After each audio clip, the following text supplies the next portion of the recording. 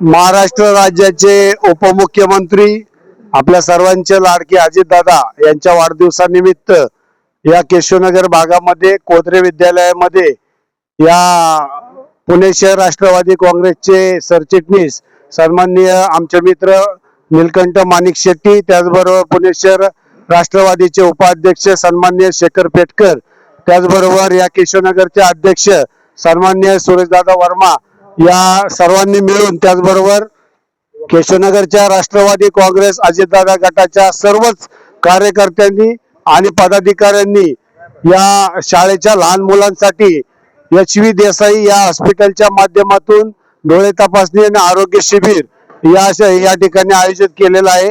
त्याला माझ्या मनापासून अशा शुभेच्छा आहेत।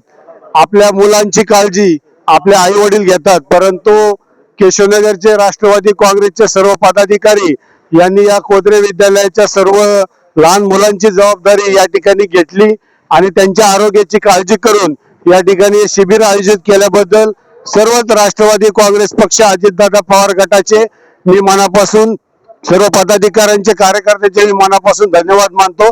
जय हिंद, जय महाराष्ट्र।